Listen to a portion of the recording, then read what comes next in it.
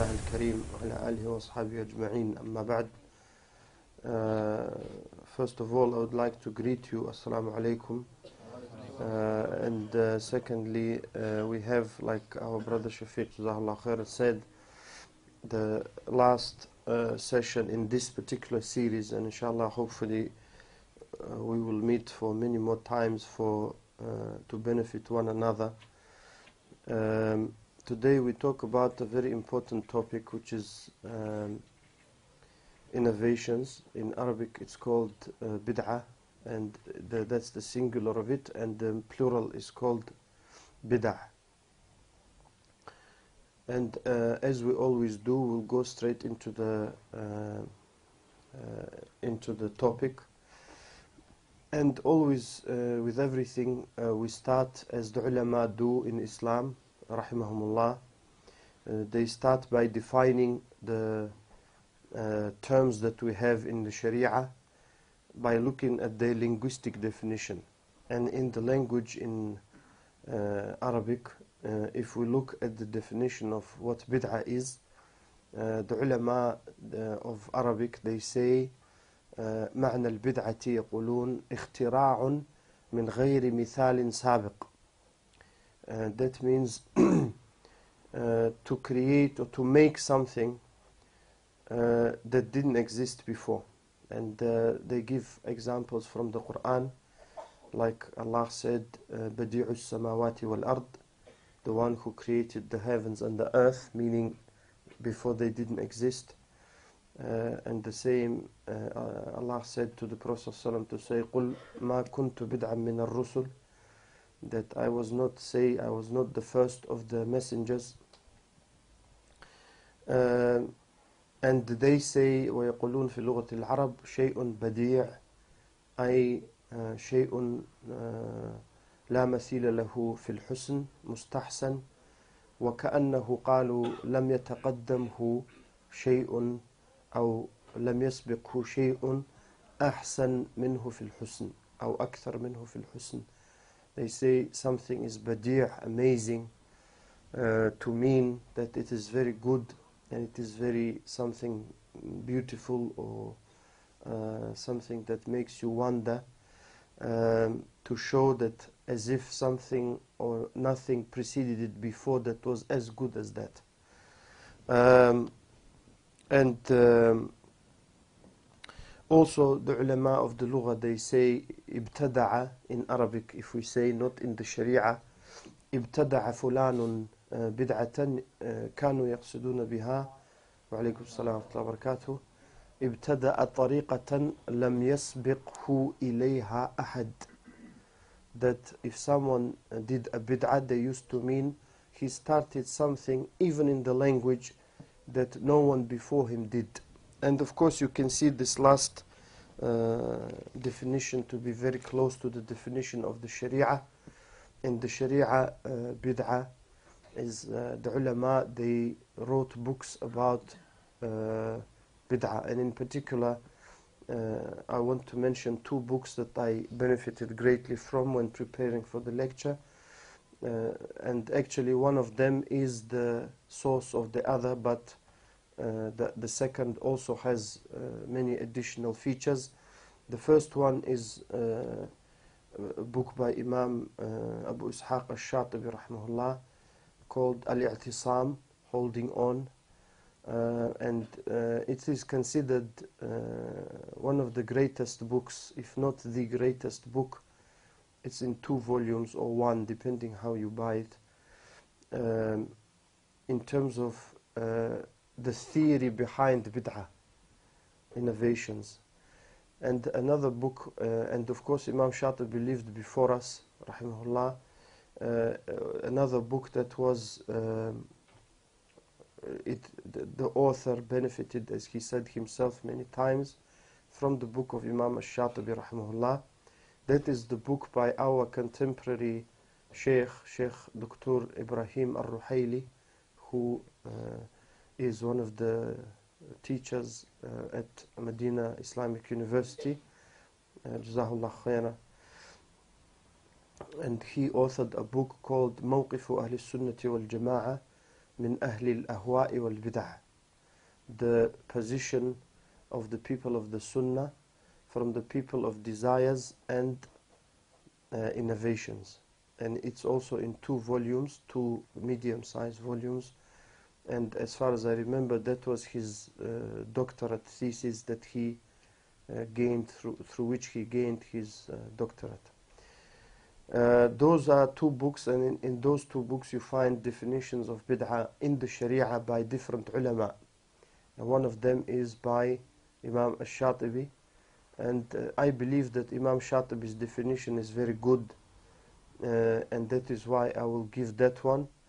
And that definition is that he said, while defining bid'ah in the Sharia, that there are some ulama who included بعض العلماء أدخل الأمور العادية في تعريف البدعة، وهذا ليس بصحيح، وهذا هو الرأي الراجح، أن البدعة لا يدخل فيها الأمور العادية وإنما الأمور التعبدية. That he said that the things that some ulama included, those things that have either little or nothing to do with ibadah, or things that we can understand the reason for. Because when sometimes ulama say something is ta'abbud, ta'abbud means Allah told us to do and He didn't tell us the reason. For example, they give examples. Why is Salatul Fajr 2 rak'ah, not 3? Or not 4? And Dhuhr is 4, and Asr is 4. Why not 5 or 6? This is ta'abbud. We don't know the reason. For example, when we start Salah, we say Allahu Akbar, we raise hands. The Prophet ﷺ used to do it. We can't, if someone says, why do you do it? We can't give a good reason, meaning Allah told us to do it, and we do it. So sometimes the ulama, when they say ta'abbud, they mean يقصدون بذلك ما لا يعلم معناه أو حكمته بالضبط من جهة الشارع الحكيم. For that reason, the definition of bid'ah that I believe is very good is what Imam Al Shatibi defined in relation to ibadat and the deen. طريقة, he said, في الدين, قال, I will translate now, طريقة في الدين مخترعة. It's a way that is new in the deen, that has been made, تضاهي الشرعية. It resembles the Sharia way. يقصد بالسلوك عليها المبالغة في التعبد لله سبحانه. By following it, people intend to increase their worship of Allah. So it is something new through which people try, if we simplify it even further, it is something new in the religion through which people intend to worship Allah. So that's definition in the Sharia, and this includes, as Imam Shatibi rahimahullah said, وهذا يشمل الأفعال والأتراك أي الفعل والترك. And it includes things that people do that were not done by the Prophet ﷺ, and they were not told to us to be done by Quran or Sunnah or any of the Sahaba. And they include those that people leave even though they should do them. Because sometimes when we think of bid'ah, we always think someone doing something or saying something. But in fact, they include leaving some things. For example, the very famous hadith of Anas radiallahu anhu in Bukhari and Muslim and other books of Sunnah, those 3 people, 3 of the Sahaba, of course, who came to the houses of the wives of the Prophet ﷺ, asking about the ibadah of Rasulullah ﷺ. So when they were informed, they thought it's little, that ibadah that the Prophet ﷺ does. فَلَمَّا أُخْبِرُوا كَأَنَّهُمْ تَقَالُّوهَا. So one of them said, I will أين نحن من رسول الله صلى الله عليه وسلم وقد غفر الله له ما تقدم من ذنبه وما تأخر. That where are we from the Prophet ﷺ? Allah has forgiven him what preceded from his sins and what will come. And this is where the problem occurs, because they started using their aql too. So their understanding that was wrong. And one of them said, maybe many of you know, but it doesn't harm us to repeat it, I will not marry women, I will dedicate myself to the religion. And the other said, I will always fast every day. And the other said, I will pray every night, meaning that we want to do more. And the Prophet ﷺ, of course, was informed of that, and because they wanted, the reason I give this hadith, some of them, they wanted to leave some things as if it is better, like leave maybe eating good food, or leave doing something that is halal, because eating good food or marrying women is halal, is something permissible. So they wanted to, or sleeping, for example, they wanted to leave it as ibadah. That's why the definition is very important. If someone leaves food because it harms him in health, there's nothing wrong with that. But to leave food as if it is religious, then that is different. That is where the danger comes. So the Prophet ﷺ said, of course, to them, did you say that? They said yes. He said, أَنَا أَخْشَاكُمْ لِلَّهِ وَاللَّهِ إِنِّي أَخْشَاكُمْ لِلَّهِ وَاتْقَاكُمْ لَهُ. I fear Allah more than you. I fear Allah more than you, and I have more taqwa than you. Yet, I eat food, and I fast, and I eat, and I sleep, and I pray. وَأَتَزَوَّجُ النِّسَاء. And I marry. I have wives. فَمَنْ رَغِبَ عَنْ سُنَّتِي فَلَيْسَ مِنِّي. So whoever turns away from my sunnah is not from me. So to show that even to leave those things, because nowadays people say, why are you constantly talking about bid'ah and this and that, you know, we have problems. The Prophet ﷺ is saying severe things to those three Sahaba. He said, who turns away from my sunnah? They didn't want to turn away from his sunnah. Then he is not from me. It's very severe. It's not, you're not from me. Go. You know. Why? Because that is to show that in Islam we don't have exaggerations. We don't have extremes. You know, we worship Allah, but at the same time we live our lives.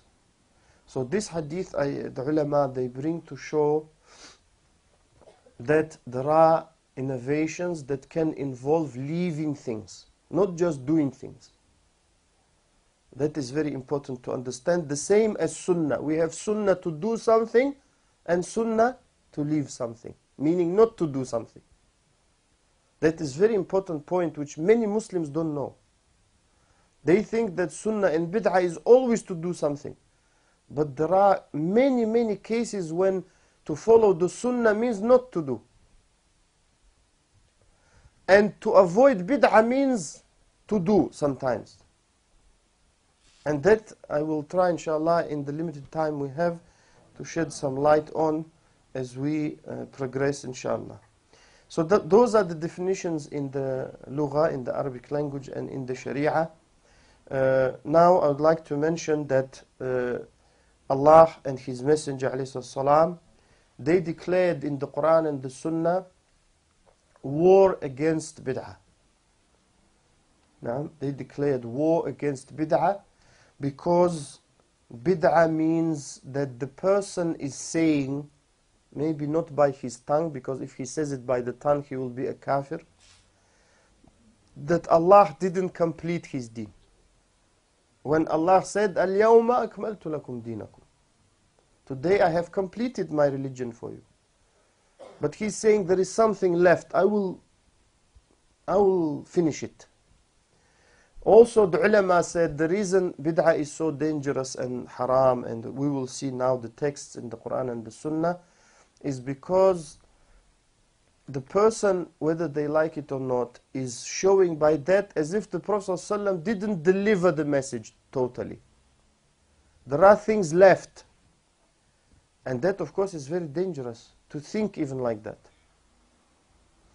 For that reason, Allah subhanahu wa ta'ala, He, as I said, the ayah in Surah Al-Ma'idah, Al-yawma akmaltu lakum dinakum, وأتممت عليكم نعمتي ورضيت لكم الإسلام دينا. This is very great ayah.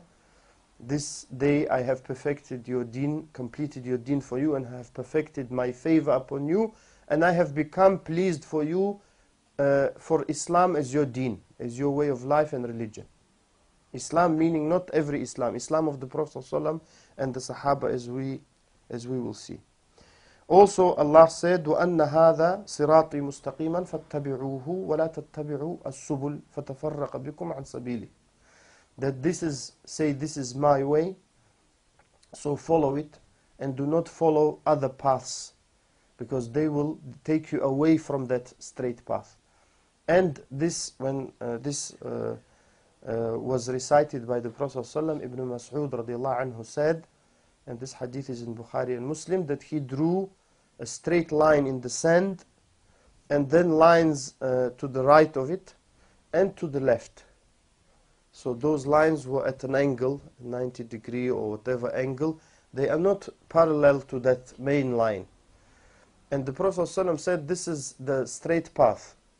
And those paths are the paths of shaitan, of the Satan. And upon every path, there is a caller, there is shaitan calling to it. And he recited this ayah, which I've just recited. Also, Allah subhanahu wa ta'ala said, وَرَهْبَانِيَّةً إِبْتَدَعُوهَا مَا كَتَبْنَاهَا عَلَيْهِمْ. That they innovated and invented Rahbaniyya, which means the institute of being monks. That was not his. Allah said, we didn't prescribe upon them. That's why you have, it's against human nature, ikhwan. That's why you have the Catholic Church riddled with scandals of sex scandals, because they say a priest cannot have a wife and all the rest of it, and if someone has a wife they can't divorce. All this goes against human nature. Now that is why that was not prescribed. That is not from the religion of Allah.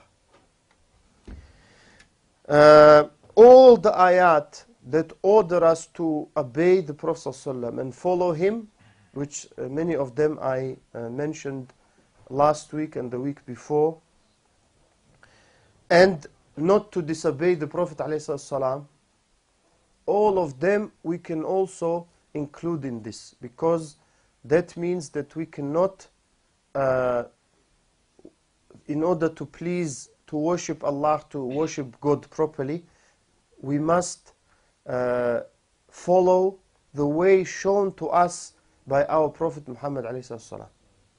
Otherwise there is no point sending him. If we say that we know better, I mean, we don't say it by our tongue. Like I said, if someone says it or thinks, that's kufr akbar, because it contradicts the Quran and Hadith and everything, and ijma' of all the ulama and all the Muslims in the world. Theoretically, they all say that that is not correct. If you ask a Muslim, do you know better or the Prophet ﷺ? So they all say, of course, the Prophet ﷺ. But they differ in their actions. That's why all the ayat, all the verses in the Quran that tell us to follow the Prophet ﷺ, it is not to limit us and it is not to oppress us as some people think, but it is to make it easy for us. Because if someone shows you the way and says, follow me, that's easy, then you go by yourself and have to find out. Now, as for the Sunnah, then of course we have a lot of ahadith. One of them is the great hadith of Irbad bin Sariya in the Sunan, in most of the Sunan, where the Prophet ﷺ said, those of you who live long, they will see great differing. So I advise you to hold on to my Sunnah and the Sunnah of the rightly guided caliphs, the rightly guided rulers after me. He didn't say every ruler, meaning in terms of guidance. In terms of obedience, he said we have to obey the ruler.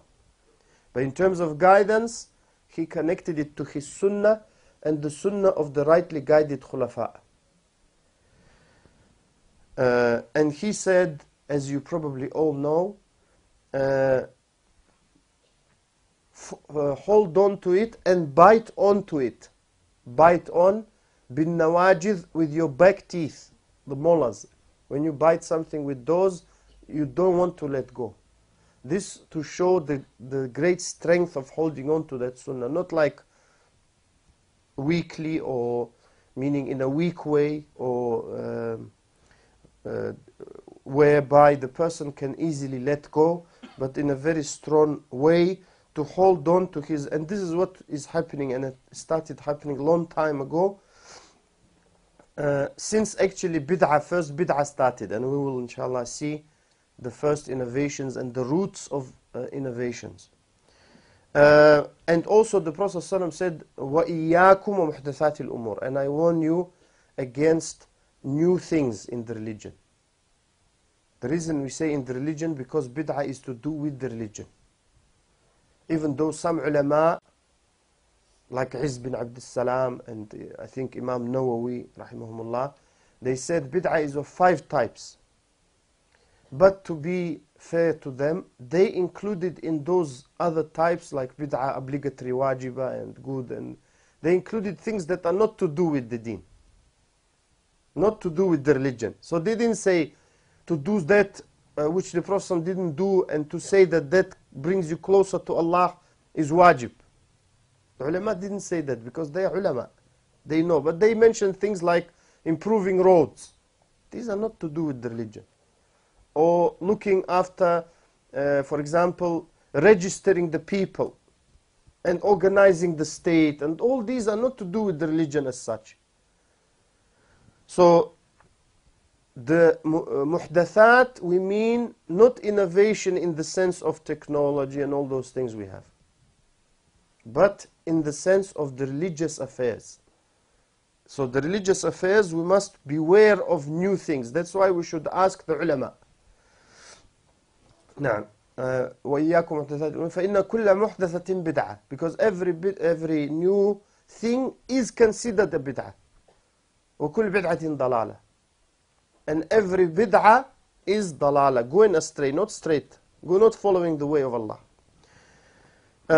Hadith of Aisha radiallahu anha in Bukhari and Muslim, من أحدث في أمرنا هذا, and of course the Prophet said it, I mean Aisha narrated it, من أحدث في أمرنا هذا ما ليس منه فهو رد أي مردود العمل, that whoever innovates or introduces something new, because ihdath means something new, in this affair of ours, in this religion, then it is not accepted.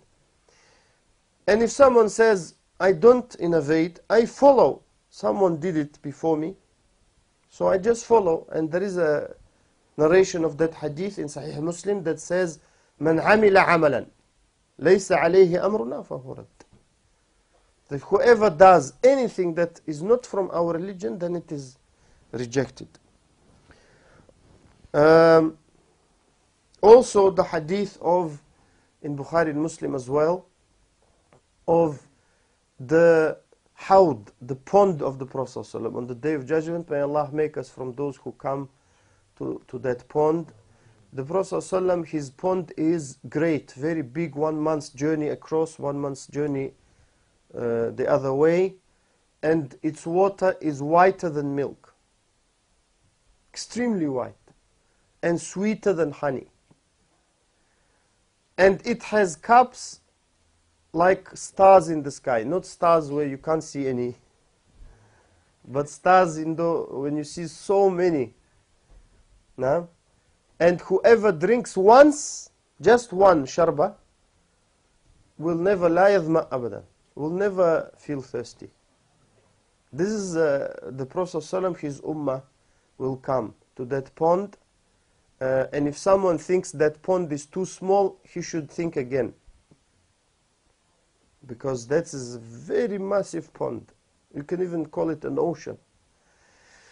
So in that hadith, the Prophet ﷺ said, there will be some people who will be taken away. And I will say, oh Allah, my ummah, my followers. And it will be said to me, he said, إِنَّكَ مَا تَدْرِي مَا أَحْدَثُ بَعْدَكَ, that you don't know what they introduced new after you. That is very scary hadith. And some ulama said this means maybe bid'ah that leads to kufr. Some said no, any bid'ah. In any case, it's very dangerous. For that reason, it's very important for us to know what is sunnah and know what is bid'ah, to follow the sunnah and to leave the bid'ah for the sake of Allah.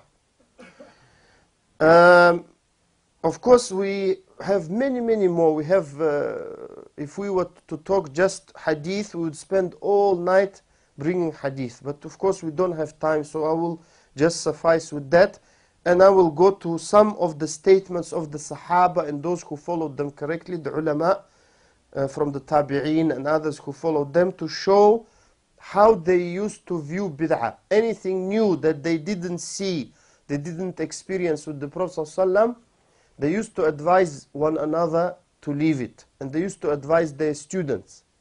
Because when they used to give knowledge, they used to do tarbiyah of their students, just like it should be.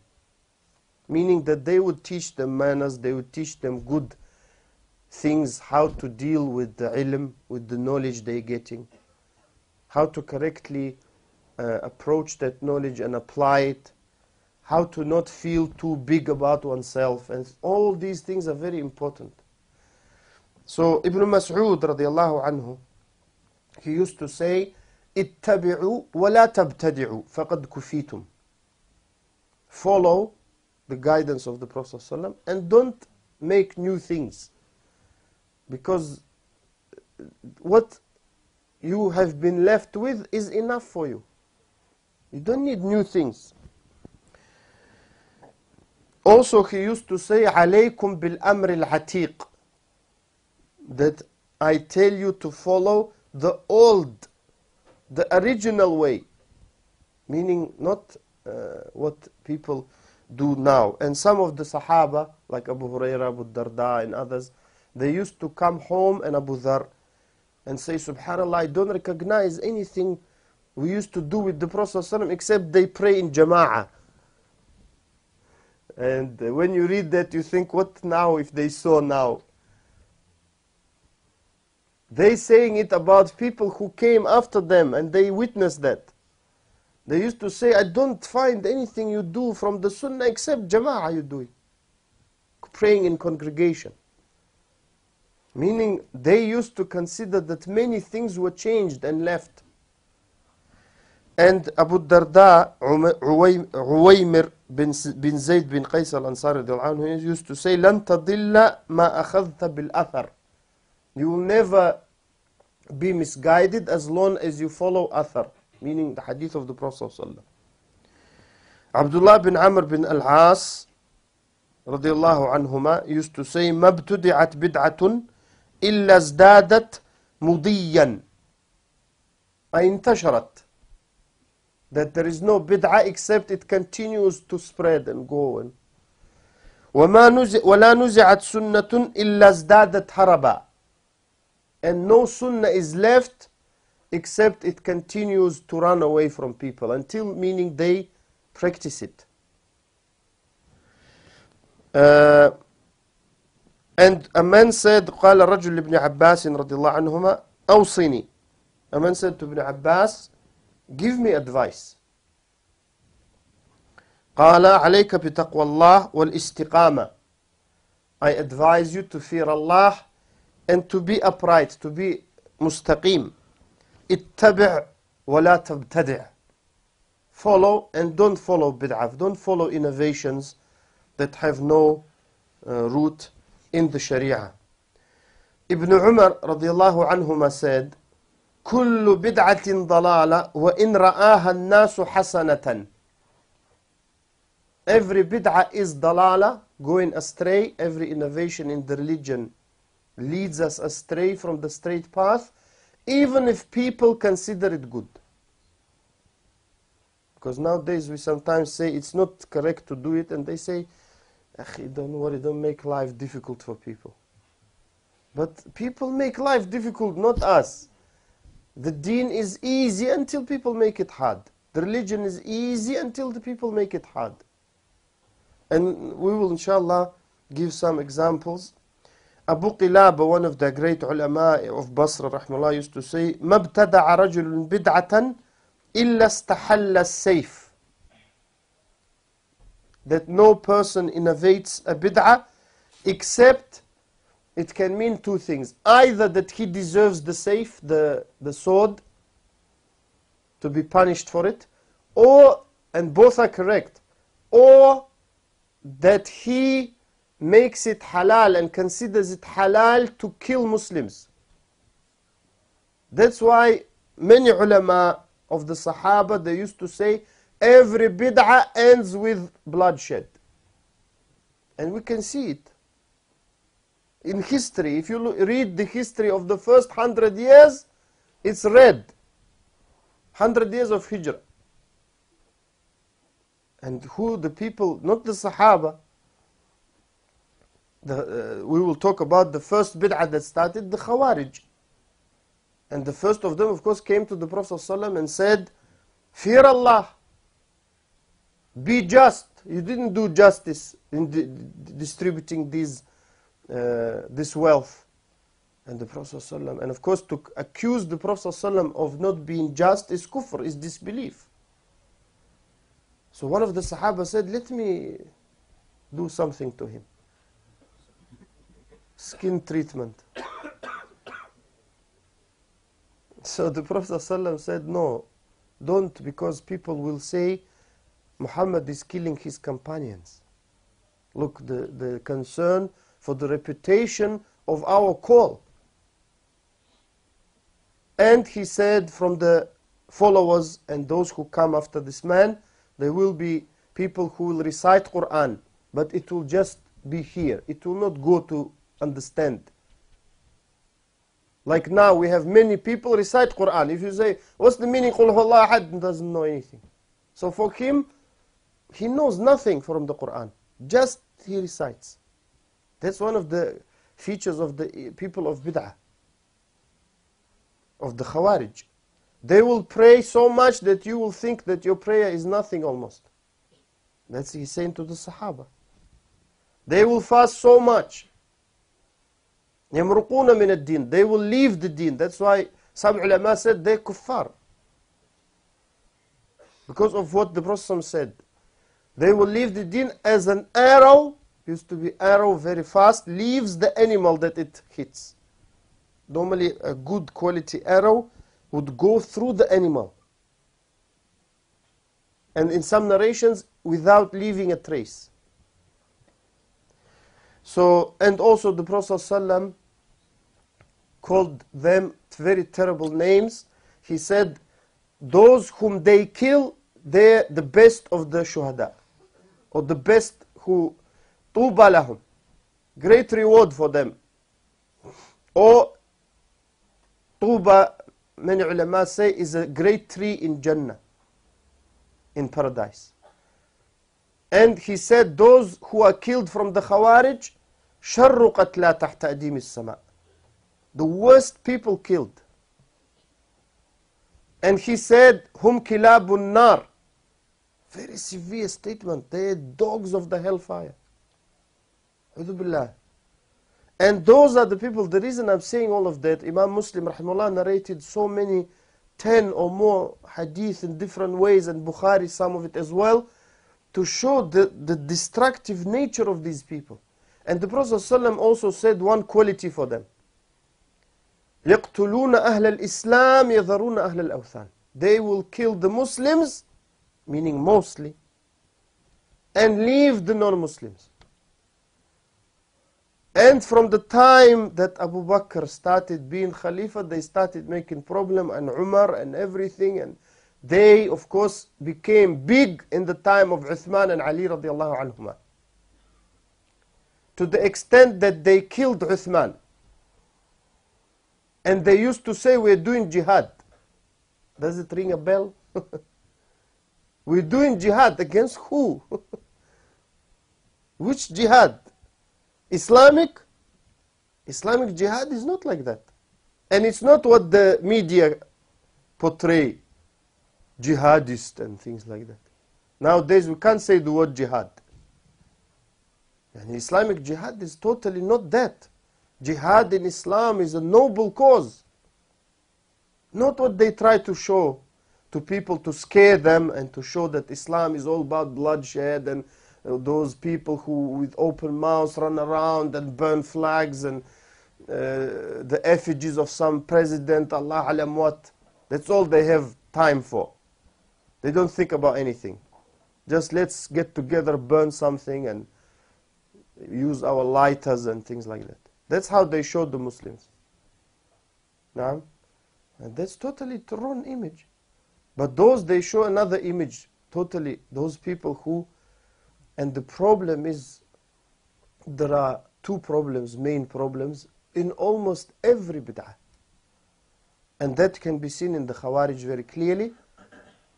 Number one, not following the Quran and Sunnah correctly and not understanding it correctly. Because when Ali radiallahu anhu in his time sent Ibn Abbas to speak to them, he said very simple thing to them. You are claiming you're on the right way. They said yes. He said, I don't see any Sahaba with you. No, none. Where are you on the right way? When Allah chose these people for His Prophet ﷺ, none of them are with you. Not a single one of them. That's a very effective argument. And they had nothing. And some of them returned after he talked to them about the 3 ayat they have problem with. Some of them didn't return. They fought. They used to fight Sahaba to kill them. They did takfir of Uthman and Ali and Muawiyah and many people. So look at the damage. One of them is not following the correct understanding. The other problem, thinking yourself better. And those two are connected. Because if you don't think yourself better, would you say that the other people are not Muslims, not kuffar? For that reason, what Abu Qilaba rahimahullah said is very true, that most bid'ah end in bloodshed. Al-Awza'i rahimahullah said, "Isbir nafsaka ala sunnah." Be patient and make yourself patient upon the sunnah. وَقِفْ حَيْثُ وَقَفَ الْقَوْمِ. And stop where those people, meaning the people who were guided, stopped. Meaning don't go and don't think you, mashallah, genius and you know more than them and you understand more than them. وَقُلْ بِمَا قَالُوا. And say what they said. وَكُفَّ عَمَّا كَفُّوا عَنْهُ. And don't say what they didn't say. Very easy, just follow. وَاسْلُكْ سَبِيلَ سَلَفِكَ الصَّالِحِ. So he said it. Follow the path of your pious predecessors, the first 3 generations of Islam. فَإِنَّهُ يَسَعُكَ مَا وَسِعَهُمْ. Because what was enough for them is enough for you. Very simple. To avoid all of that. That is why the Sahaba radiallahu anhum and the people who learned from them, of course, they were the leaders and they were the scholars, those who were scholars from the Sahaba, from the companions of the Prophet ﷺ. They taught the others, of course. And the way they taught is to love the Sunnah and people of the Sunnah and to hate bid'ah, innovations and people of bid'ah. And of course the story of Umar with Sabigh or Subayg is very well known when he punished him.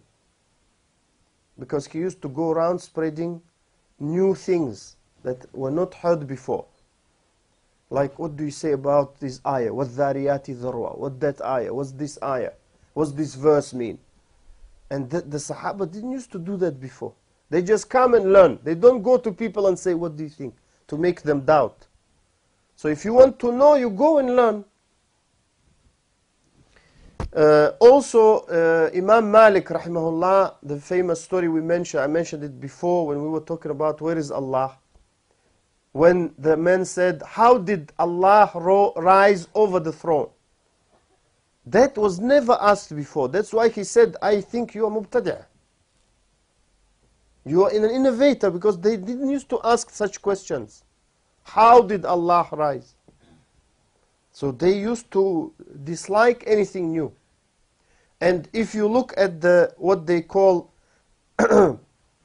questions that some of the students used to ask those great imams, those great scholars of early Islam, you will see that the answers they give, for example, used to be like Imam Ahmad used to say, لم أرى فيما سلف شيئا في هذا. I didn't see any Sahaba or Tabi'een or anyone doing that or saying that. That's the answer. Or a man came again to Imam Malik rahimahullah and said, Ya Shaykh, I want to do ihram, and when we perform Hajj or Umrah, pilgrimage, or minor, you can say pilgrimage, we do ihram because there are stations that Allah pointed to us, which we call mawaqit, those places, which we can't pass without changing our clothes for men. For women, it's only the face and hands.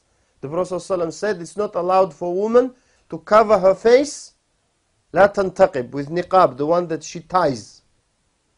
And she can't wear, ولا تلبس القفازين, she can't wear gloves in ihram. But she can put something that they call mindil or something, or تسدل شيئا, if she wants. If there are women, like Aisha used to say, if there are men, we used to sometimes put something, but without tying it.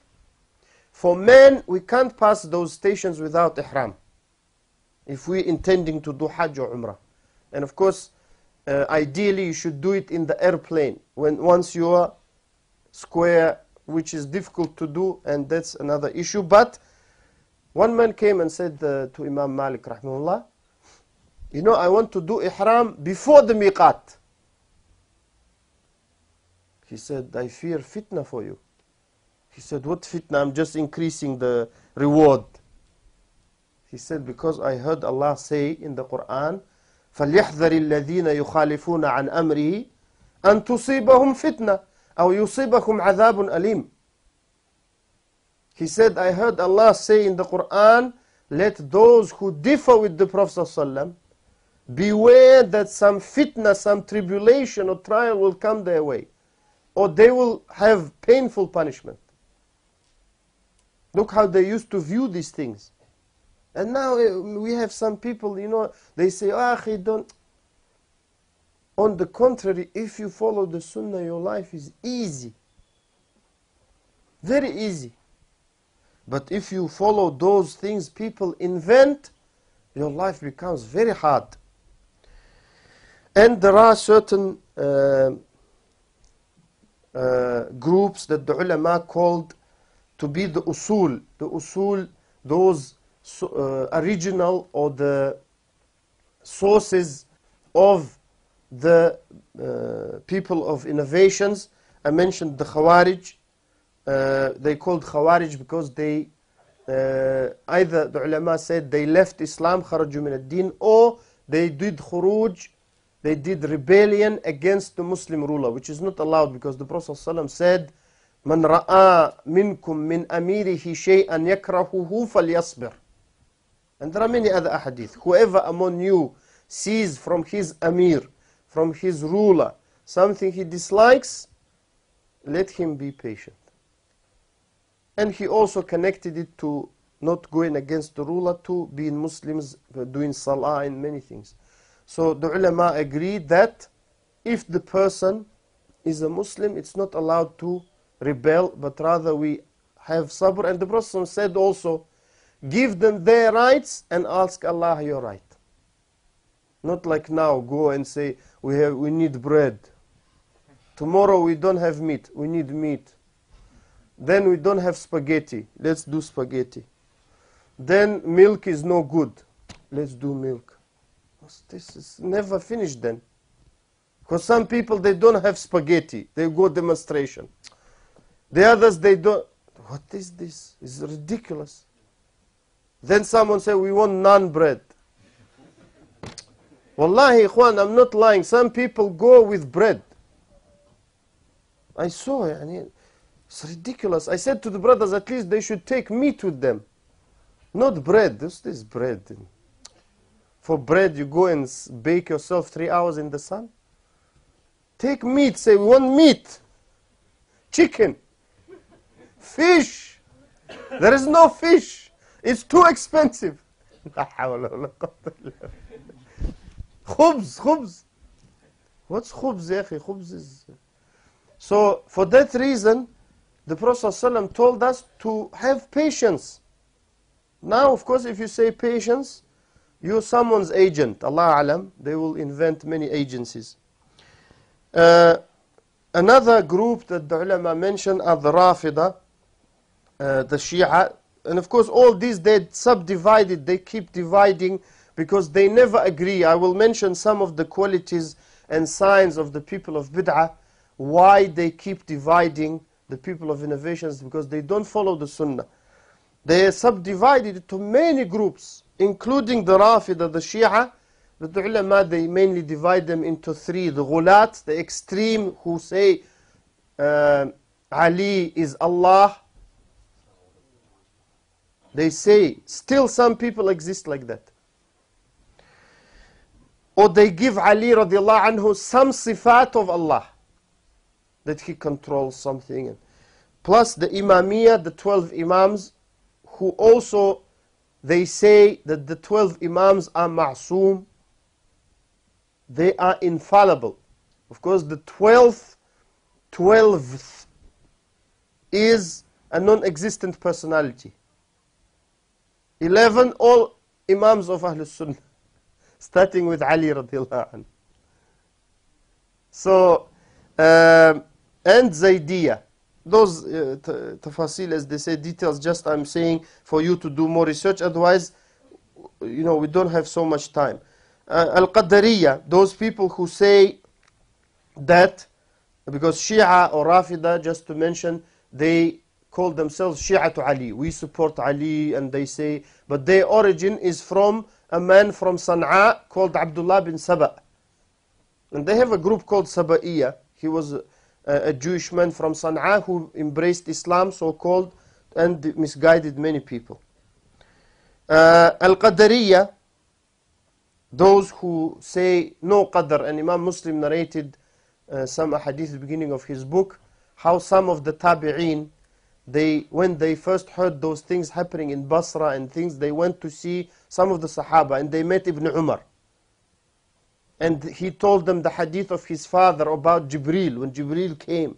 And one of the things, of course, as you know, the angel Jibreel asked the Prophet, is Iman. What is Iman?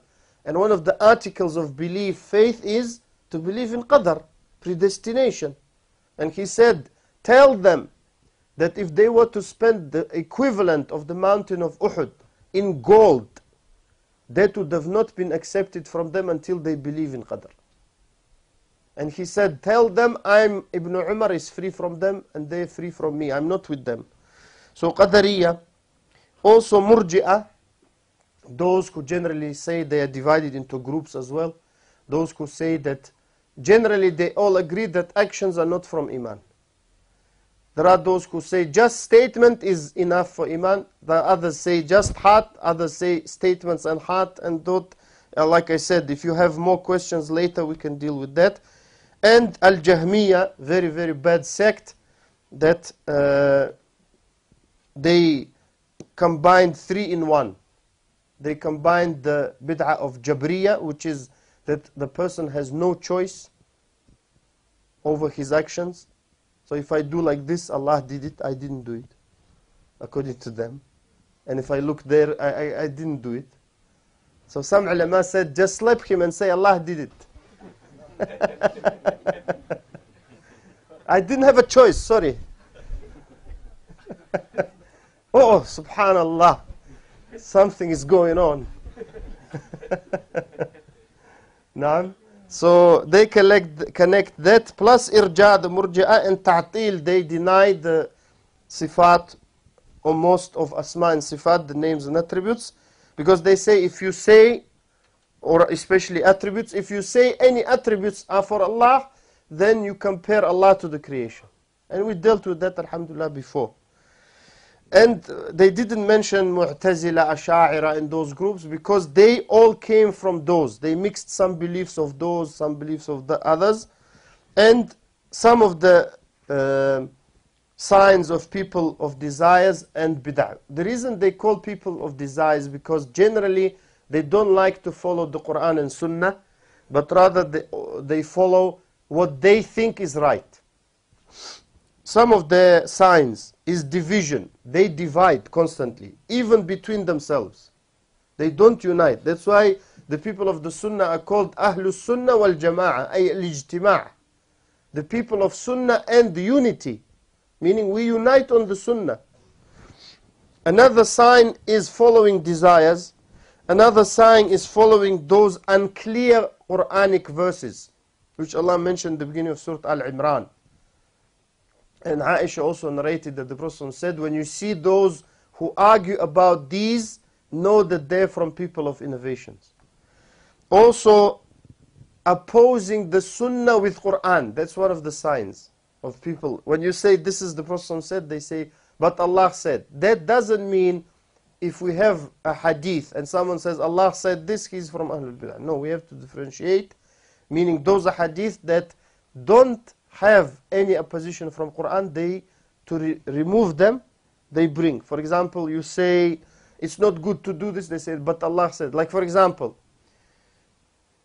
it's not good to do dhikr together after every salah. They say Allah said udhkuruni, remember me, remember me. We say but the Prophet ﷺ remembered Allah better than you, and he didn't do it like that. And the Sahaba radiallahu anhum, they did better than all of us. And they didn't do like that. They say, but no, and you don't like dua, akhi.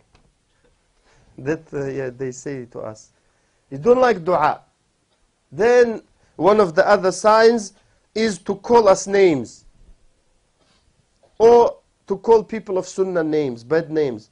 Bughdu ahli al-athar. And also hating people who follow hadith and who follow the sunnah. And also tarku intihal madhhab as-salaf. Generally not following the understanding of the ulama. Even though they say we follow Imam Malik, we follow Imam Shafi'i, Imam Ahmad bin Hanbal. His full name is Ahmad bin Muhammad bin Hanbal. And we follow other imams, but in fact they don't follow them. They use it as a shield. So no one can say, oh, subhanallah, you're doing bid'ah. Okay, I'm Hanafi. Who, what bid'ah? I'm Hanbali, akhi. I'm Shafi'i. And so on. Now, also, doing takfir of those who differ with them. So if you say something, they don't say it sometimes straight away. But between them, they say those are kuffar. That's why many people of bid'ah, they don't say salam to you. First, you know, when you start, you think, what is, maybe he didn't hear me. Salam alaikum. No answer. I know many people in Leicester, when I say salam alaikum to them, they say wa alaikum. And I know why, but I do my duty as a Muslim. I don't consider them kuffar myself. But I believe they consider me a kafir. Another sign is that they make you connected to individuals, not to the sunnah. I.e., this individual is the guidance. So whatever he says is true. That's not the way of the Sahaba radiallahu anhu. Because the only person who doesn't make mistakes in the religion is Prophet Muhammad sallallahu alaihi wasallam. Everyone else can make mistakes. All imams can make mistakes. Does it mean that it's wrong to say that? No, because they're humans, they're not angels. They can make mistakes. And they do. Like Imam Malik said his famous statement, who used to teach in Medina, and he was the Imam of Medina, and he pointed to the grave of the Prophet ﷺ and said, any one of us, he means the scholars, and the humans, and the Muslims, we can take or reject his statement except this one buried here, meaning the Prophet ﷺ. If he says we don't have a choice, we can't say, oh, let me think. For that reason, this, of course, is very important. It's one of the most important things. And some brothers make mistakes in that they attach their heart to an individual. So if that makes mistake, if they find it hard to leave that mistake, not the individual, maybe you don't need to leave the individual, but don't accept that mistake. And I had a discussion with one brother who he follows a certain imam, or he claims, I don't believe he follows him correctly. And I said to him, look, your imam, was he right in everything? He said no, because if he says yes, it means he's a prophet. If you say your imam is right in everything, he's a prophet. He's after Prophet Muhammad sallallahu alaihi wasallam. So he knows, and he said no. I said, okay, those things your imam was wrong, can it be said that other imams were right? Or maybe one imam, or two, or three, or whatever? He said yes. I said, mashallah, very good. We go in the right way for now. I said, that's the third killer question. I said, those things your imam made mistake in, and someone else was right, can you leave your imam and follow him? He said, you're deviating from the topic. So I said, no, I'm not, but you are. You don't want to go with me. I said, don't worry, akhi. Relax, I said. I'm not trying to, as they call, brainwash you and things like that. No? But that is the reality of the situation. If you think about it, that the ulama, they say, we show you the way to the Prophet ﷺ, not to us. No alim says, I show you the way to me. That person is not a scholar. Not even anything to do with knowledge. Because the person who calls to himself commits a big haram, because Allah said to the Prophet ﷺ, Ud'u ila sabili rabbik. Ud'u ila rabbik. Call to your Lord. Call to the way of your Lord. He didn't even say to Prophet Muhammad ﷺ, call to yourself. So then we have to call to Allah and call to the Sunnah. That's one of the greatest characteristics of the people of Bid'ah, that they attach the people to individuals rather than to the Sunnah. And that is why from loving Allah and loving the Prophet ﷺ is to love his Sunnah, the Sunnah of the Prophet ﷺ, his way, which is the best way. That's why he used to repeat, Khayrul Huda, Huda Muhammad alayhi salam. The best guidance is the guidance of Muhammad sallallahu alaihi wasallam. That's why this particular statement is only said by the people of Sunnah. The statement that says, وَكُلُّ بِدْعَةٍ ضَلَالَةٍ, the people of Bid'ah don't like it. Something is going wrong. Even though they say we are on Sunnah, so why can't you say it? They know, many of them, that they're not on the Sunnah. That's why they have to keep repeating that they're Ahlul Sunnah. Because they're not Ahlul Sunnah. We say Ahlul Sunnah. Those who oppose Sunnah say Ahlul Sunnah. Who is right? And we have to look. Who follows the Sunnah is from Ahlul Sunnah. Whether he calls himself Ahlul Sunnah or not, doesn't matter. The names don't change anything. You know, you can call yourself an astronaut. Doesn't make you an astronaut. You can call yourself anything. And one day, like I said before, I think, Nelson Mandela one day was a terrorist.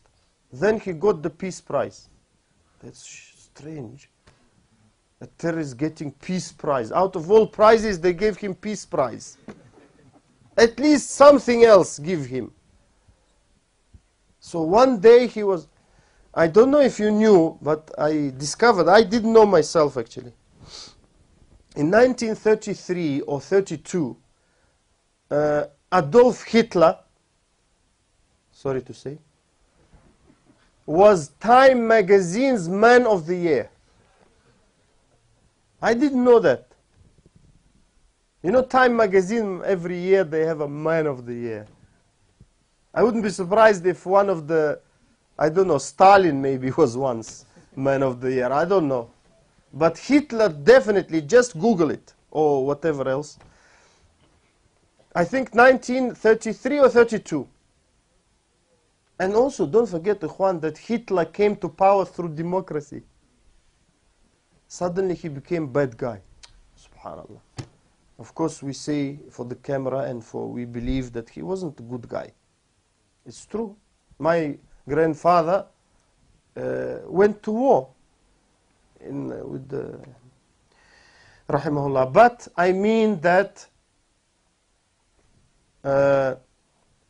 in loving the guidance of the Prophet ﷺ, we do not change the reality. The names don't change anything. So whether you call someone a terrorist, it doesn't become a terrorist. If you call someone a peacemaker, and in fact he is a terrorist, and you know maybe who I'm talking about, doesn't change anything. The reality is one. But many people, you know, they like those words. That's why sometimes you can easily manipulate them. But the person who analyzes, so if someone says, I'm from Sunnah, and he's destroying the Sunnah, and he says, that person is mubtadi', is an innovator, but all his life is on the Sunnah. Who cares about those names? What matters is what is the reality. For that reason, from loving Allah and loving His religion and loving His Prophet ﷺ, and loving the Sunnah and the way of His Prophet ﷺ, is to hate bid'ah for the sake of Allah. And this is from loving for the sake of Allah and hating for the sake of Allah, and to hate people of bid'ah. And the scholars of the past, they warned us against communicating with them, and they used to say al-fitan khattafa aw al-shubuhat khattafa wal-qulub da'ifa, that those doubts and those ideologies those people have, they're very strong, they grab you, and the hearts are weak. That is why a person must always thank Allah if he is on the Sunnah, and ask Allah to keep him on the Sunnah. May Allah keep us all on the Sunnah till we meet Allah. And also take precaution not to leave the Sunnah. Meaning that when the doctor says do this and walk and eat fresh fruit and vegetables and so on and so forth, you generally try to follow that because you want to keep, you know, your health and you want to be healthy. No one says, I want to be ill, even though some people make themselves ill. But no one says, I want to be ill. The same way, no one says in the religion, I want to do bid'ah. I am a mubtadi', follow me, ikhwan. No one says it. And no one comes and says, I'm shaitan, follow me. In fact, they're shaitan maybe, but they don't say it. So when they come, everyone says what? Sunnah, Quran. Don't bid'ah, a'udhu billah. But in fact, they're doing it. So what is the way to protect oneself? That is to affiliate oneself with Ahlul Sunnah. To stay with the people of Sunnah who respect the Sunnah. Who are the people of Sunnah? Those who respect the Sunnah, the way of the Prophet ﷺ. Not those who disrespect the Sunnah by not following the Prophet ﷺ. And those who respect those who follow the Sunnah. Those who respect the ones who spread the Sunnah. The ones who study the Sunnah. They warn against bid'ah. And there are many examples of bid'ah. Some of them scary. We will show, not very scary, but we removed the scariest ones. But inshallah, brothers want to show you some. And but things like boycotting and things like that, they must be applied according to the advice of the ulama, because those are like medicine. So medicine cannot be applied as we like. We go to the doctor and they say, no, that medicine is not good for you. This one is good, maybe. Or for that person, for that reason, we have many brothers who go around saying, boycott that person, he's an innovator, boycott. That is the way of the scholars. The scholars tell us who is an innovator, even by name if we want to. And who is not an innovator. He's from the people of Sunnah, but they made mistakes. Because we think always, or most of the time, that people don't make mistakes. They make mistakes all the time. Look, those 3 Sahaba who came and said, we will not eat food and not marry, not... A man came and said to the Prophet ﷺ, Ya Rasulullah, I now met a woman in the way, and I did with her everything that a man does to his wife except the main thing. I don't want to say it, we have some kids in the audience. The Prophet ﷺ said to him, did you pray with us? He said, yes. He said, that removed your sin. Look, if someone said it to us, what's wrong with you? You know, you attend lectures and you do these things? Yeah, that's how probably I would have said, or someone would have said. Fear Allah. You're doing things going around. We don't want to say things, you know. The Prophet ﷺ said, very easy. That is where the stress, there is no stress. He said, did you pray with us? He said, yes. Then that's it. Meaning that's removed because you didn't commit a major sin. Naam? So for that reason, we must learn the sunnah to know the way of the Prophet ﷺ. Sometimes we think something is the way of the Prophet ﷺ, and it is not. Sometimes we think something is not the way, and it is. So for that reason, we must try and keep in touch always with the people who are knowledgeable, the ulama, the real scholars, who understand the sunnah. They spend their day and night studying what the Prophet ﷺ said.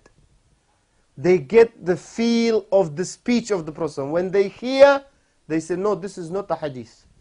This is not, cannot be from, some people think, oh, this is magic, you know.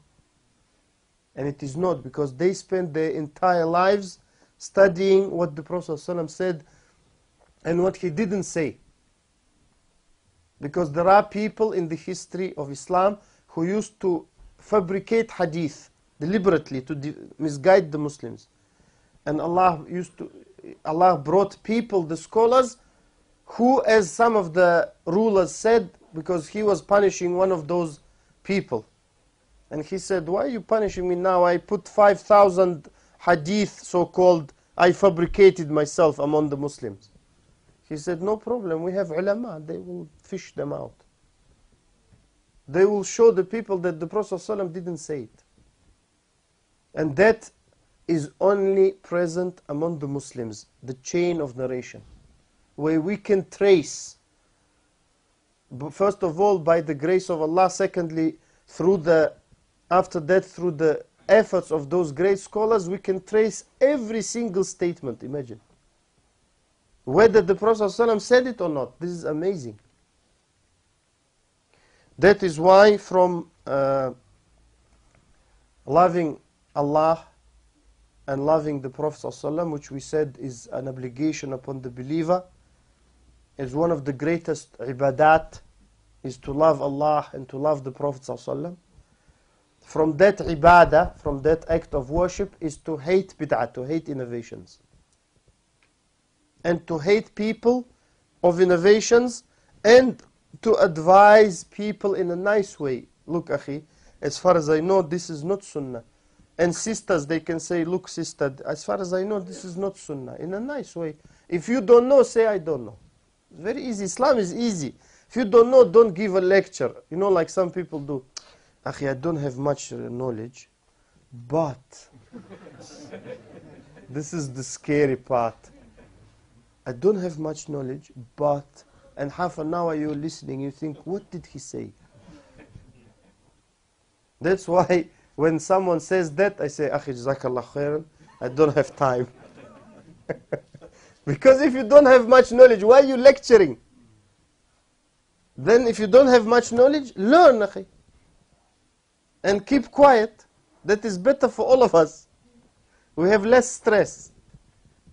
For that reason, it's very important for us to surround ourselves with good company. Very important. Even if they are not knowledgeable, at least they try to follow the sunnah. And to distance yourself from people who don't respect the sunnah through their actions. Because to say is easy. People, as they say, talk is cheap. It's easy to talk. But to implement it in reality is not that easy. Meaning to show, for example, the Prophet ﷺ said, don't do this. And you see those people, they don't do it. Oh, that they respect that. Or the Prophet ﷺ said, do this. And they do it. When you go to some people, you say, Akhi, the Prophet ﷺ said this. They say, Akhi, someone said otherwise. And Ibn Abbas radiallahu anhuma used to say, once someone came to him, and the same Ibn Umar, all the ulama of Sahaba. Ibn Umar, his father Umar. So Ibn Umar, someone came and asked him fatwa. He said like this. He said, your father used to say otherwise. He said, my father? Now if someone say your father, say, oh subhanallah, my father, that's true. I have to change it now. He said, I fear, how you say my father, I'm telling the Prophet ﷺ said. So when we have the Prophet ﷺ number one, not number something, number one, then inshallah, and of course we have many shubuhat they bring. They say, you yourself can't know the sunnah. We say, how about you? You know the sunnah? They say, no, I use alim. We say, we do the same. So those doubts that they bring, and they are very easy to refute for those who understand. But they intended to do what? To deviate us from the way of the sunnah. Now, and this is what I can remember and what I wrote. And if I made, of course we have the thing, which we hope inshallah won't take long. But before we go to that, I just want to say that it's very important for us to get at least some knowledge, some basic knowledge, so we do not fall into innovations. Inshallah, the brothers will show now some examples, and I will, comment on what I can. Some of them are very strange. Abdul Mu'min, if possible, not to do too much of the sound. Yeah.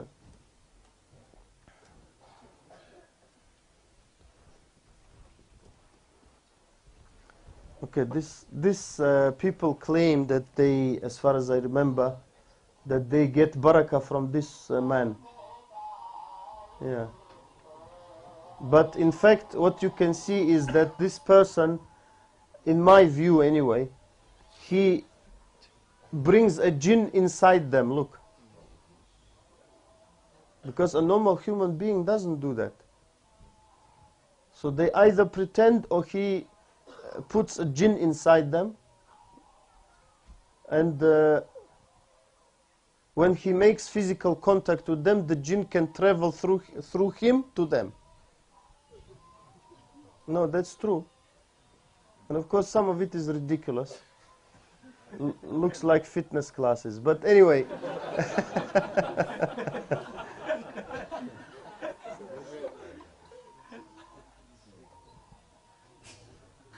So if you think some films are weird, you should watch this on YouTube. Now, next one, please.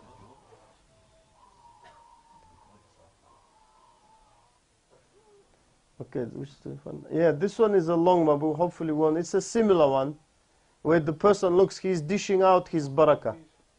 The person in the middle, you will see him doing his hands around.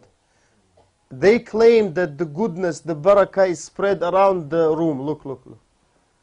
I'm giving you all my barakah, look. All of you, all of you. Yes, more. And some people, of course, you see that guy going crazy.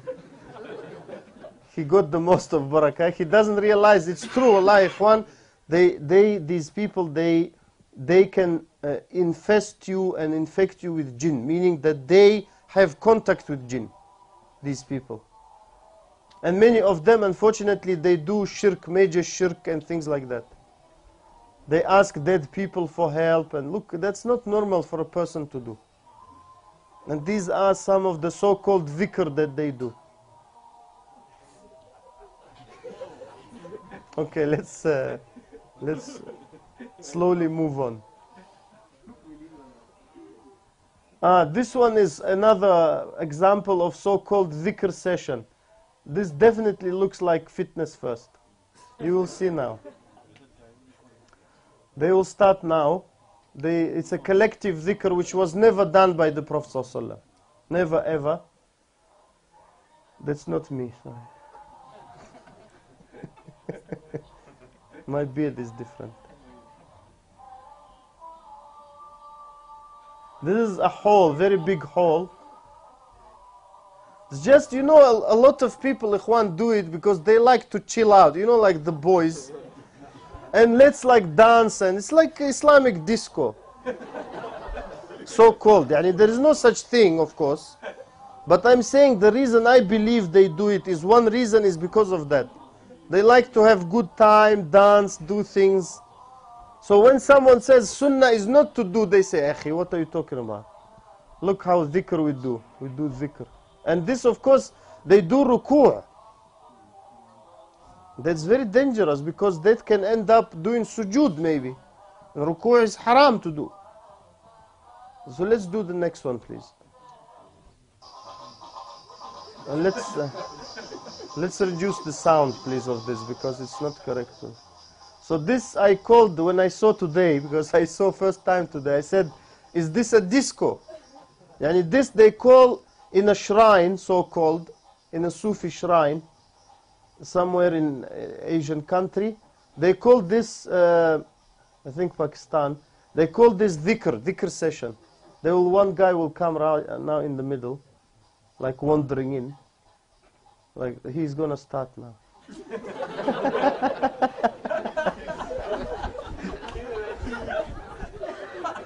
So these normal adults who are many of them are very highly educated in terms of some of those they do it. This I don't know. Let's do the next one. Yeah, let's do the next one, please. This is a gathering of, we saw from YouTube, Shia from Afghanistan, in America. And this, of course, is one of the ways they claim, they grieve for the death of Hussein radiallahu anhu, by beating themselves. And of course, we didn't choose the one with blood, because normally they take knives and things and they hit themselves until blood comes. But here it's, you can say, the softer version, because they just do this. And the reason they like is because, you know, they just do like dancing and these things. And generally, look, reduce the sound a bit, please. Yeah, so this, how they claim, they're showing their sadness. I don't know, it's not normal to show that way. When you're sad, you don't do much of that. Looks like someone, I don't know, angry, not sad. Now, and all these are misguidance. It's of course one of the ways of the Shia on the Ashura day in Muharram, the 10th of Muharram, they show that. Let's show the next one, please. This I was told there is Christmas music which we shouldn't, of course, have. But here I was told, what's his name? Qadri, yeah. He's saying in his masjid, Merry Christmas to our Christian brothers and sisters. One Bradford like that? Ah, really? So these brothers chose to show that he's accepting and giving them cake for Christmas and things like that. No. So of course these are, Ikhwan, the reason I think they chose is one of the callers to innovations. No. The death sacrifice, which is true, very true. Yeah, let's go.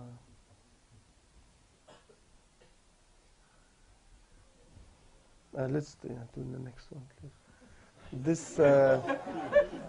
This actually, you may think that the person is just having fun, but they consider this to be ibadah. Extreme Sufis, they unfortunately they consider this to be ibadah, and people clapping and he's doing some stunts. That's supposed to be dhikr. Yeah. And of course you will see now that he comes to the so-called sheikh and kisses his feet.